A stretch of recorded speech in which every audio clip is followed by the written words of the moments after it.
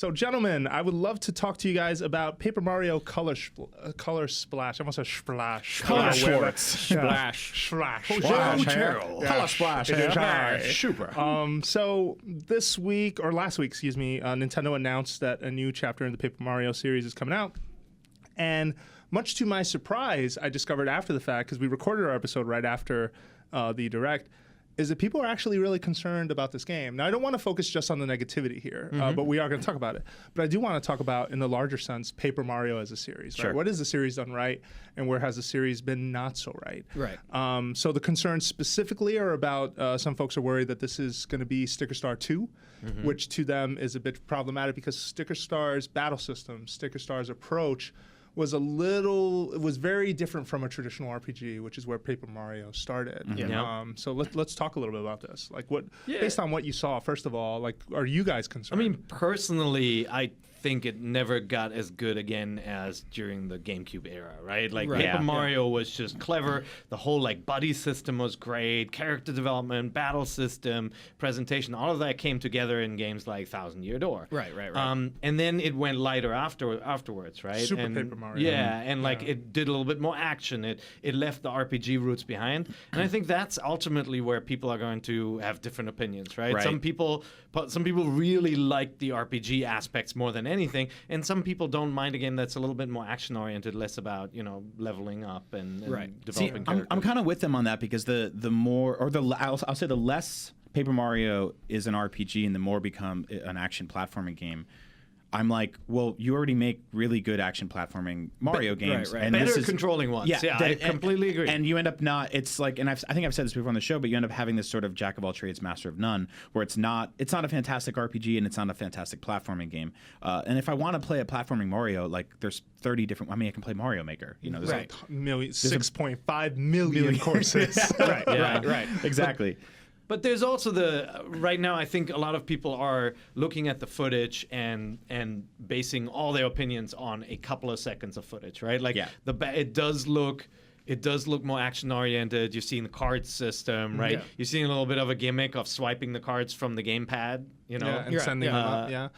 And so I think that's what a lot of people are reacting to. We don't actually know exactly what this game will be like. The Bill did introduce it in the North American Direct as an action adventure and not an RPG, and that I think is the exact wording that made some folks. Do you think that's it? Oh man, like what is happening? I really liked how Paper Mario used to be. But I'm sure that's carefully chosen, right? Like it's not like role-playing game is a dirty word, and for Nintendo they have used it for strategy RPG, for Fire Emblem, right? And I don't know. It could be that they looked at their portfolio and said we had Xenoblade, we had Fire Emblem, so we need something a little bit more action oriented for our catalog, and so they're stressing that angle more than anything. But looking at the game, it does look more action-oriented. There's not a lot of development other than HP. I think there's totally room for games like this in this genre, right? Like when South Park Stick of Truth came out, it was one of my favorite games that year because it was like, I want an RPG, but I don't have 80 hours. So I played something like that, and I'm like, this totally works. It's just as actiony as it is RPG. The problem is that game didn't really have any sort of significant roots of being like, this wasn't the 7th South Park RPG in the series where they could take some liberties. So I think people do want, like, it's weird because I do want that 11-hour long, 12-hour long, 15-hour long action RPG. Right. But I totally understand why people do want what Paper Mario used to be. And South Park is more linear too, right? And one thing you saw in the footage, like if you look at the Japanese Direct too, there are a couple of different scenes. There's an overworld map that you move on, right? Which is a little bit more like classic Mario Brothers and less like a role-playing game. And I think that some fans are a little concerned, because they liked having like, a partner who had a quirky personality, and you'd meet different people and you'd explore towns that had like, weird qualities to them. Like if you look at Thousand Year Door, there's a lot of like areas that are like, oh, this is like a creepy town, which fits in with the Mario universe, but is still a fun place to explore. Yeah. And I think, for some people, I'm sure that the fear is just that with an overworld and stuff like that, it's just you have little levels, and you don't necessarily have that same sense of scale that you got from a Paper Mario game in the past. Yep. And also there's maybe the fear that like, Mario, there's Mario and Luigi, and that's your Mario RPG, and then you have Paper Mario, which is your in-between game, again, like you said, a master of none. And I think that's the fan concern. I mean, it looks beautiful. Yeah. And I don't know anything really about nice. it. I love the look. You know, and also like the deck system could be much more fun than the sticker system as a battle system. Yep. Yeah. You know, I think, you know, it's always hard with Nintendo Directs because people are like, oh, I don't want to play this Metroid game because there's 4 people. It's like, yeah, but it might be. That's what you said about Prime when it was a first-person shooter, that you didn't want to enjoy it. I can attest to that. Remember there was that? a lot of hate, yeah. So, I mean, there's part of me Or that when like... Wind Waker was a cartoon. Yeah. you know? Right. Yeah.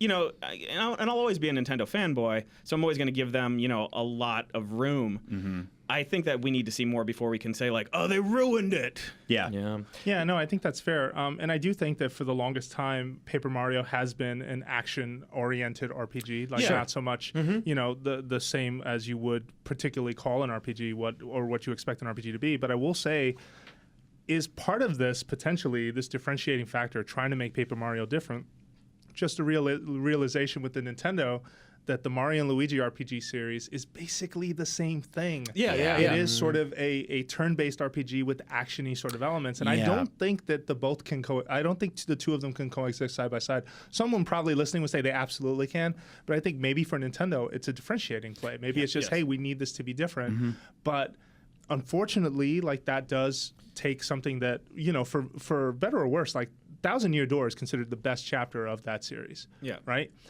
Folks who really want a part 2 to that, or a game that follows that note for note, are disappointed because they don't know what to expect from this game based on the very little they saw. Yeah, and that's the same story with Metroid. We talked about that before, right? Like, if there was a clear path to getting, you know, a sequel to a beloved game, I think fans would be a little bit less antsy and a little bit less, you know, quick to judge a game based on, you know, 10 seconds of footage. But there is that worry that Nintendo also, you know, is running out of time on this platform and needs to downscale some of the projects. It is usually, like Zelda games accepted, it is easier to crank out an action game than it is a role-playing game, right? Sure, yeah, of course. Development time-wise. And so, yeah, remember when we had a game called Super Mario RPG and we didn't get the sequel to that, right? But we did eventually get a Paper Mario game that we fell in love with. And so, you know, things have to be allowed to change over time, too. Yeah. I do like Paper Mario a lot better than Mario and Luigi, so I'm hoping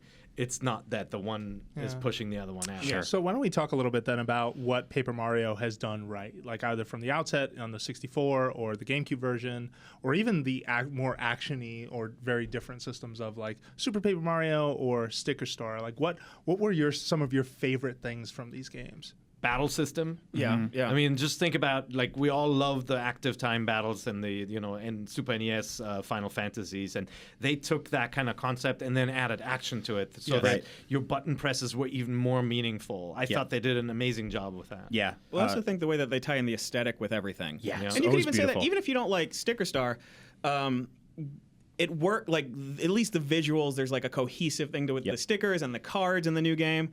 I've always loved the visuals of it. I mean, if you look at Paper Mario on the 64, it's one of the few 64 games that holds up visually. Yep.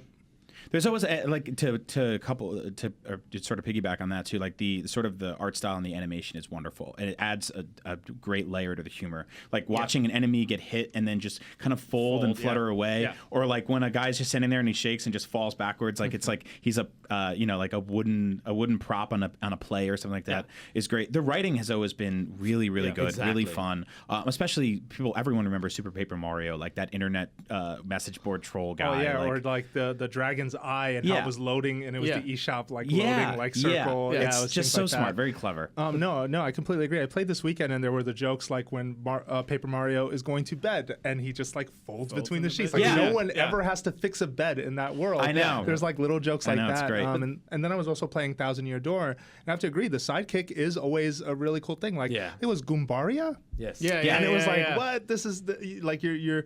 Although they did that twice because Paper Mario also had. Goombario, I think was his name, and it was like a Goomba who is all of a sudden your ally. Meanwhile, all the regular Mario games, you're stomping these things out of existence. I just want to point out. I hope they don't see those. But they don't hold that against you in the Paper Mario universe. And I even loved for the 64 version how when you first arrive at Peach's castle, I want to think this was intentional, but it felt like that lobby you enter in Mario 64. Yeah. Like the doors with the stars on them, and there's certain placement of them. Yeah. I was just saying, like, I guess they were going for this. Like, I'm not sure if they were officially or not. It did a lot right with kind of just referencing the regular Mario universe, first of all, right? Like, and they obviously were able to take a different take with this different art style. But then, the dialogue between you and the sidekicks was just really good. You felt like all of them had different personalities. That was very, very successful. And that's something that we see in games like Fire Emblem, too, right? Yep. Nintendo's really good at creating these characters, and depending on how much time you invest, you really get to know them. Yeah, and the way they sort of, there's a Goomba, basically they tattle on the enemy you're about to fight, or they have something to say about everyone and every place that you visit. And I also thought that was a fun touch, because here you have almost a tour guide where if you're someone who isn't familiar with the way the Mario games work, or want a little more information on some of these settings that they basically made up for the Paper Mario series, you have someone there who's going to tell you about it. And I think that was a smart way to do it. Cool. So I would like more of that too. Yeah. I would love another Super Mario RPG follow-up Paper Mario game. Yeah, someday. But, at the same time, I'm excited to see some lighter fare like this too. Yeah. More than that, I kind of expect it. Like, I feel like, honestly, right, I feel like the Wii U is done. And so you're getting this kind of end of life cycle game lineup for the machine. And, like, I know they're fans of Kirby. Somebody tweeted at me. Awesome. Oh, we got a few letters in, too. We don't have them ready to read. Did you guys insult Kirby? No, I basically said, is there anybody out there who's sitting here going, like, I cannot wait for the next Kirby game. I'm gonna buy a Wii U for the next Kirby game. The same way you would get with like Mario or Zelda, right? Like, because Kirby is like a lighter kind of. There's one guy with like a Kirby tattoo, and it's got the angry eyebrows from like the Japanese box. No, they absolutely are. But I always feel like they're when a console comes to the end of its life cycle, the Kirby ratio goes rapidly up. You've never said this on this show before. That's pretty funny. That's funny. I think that's accurate. Remember, I think the last game on N64 was Kirby too. There was a mass attack. He's the life vest on the Titanic. Quickly deploy the Kirbys. Inflate the rafts.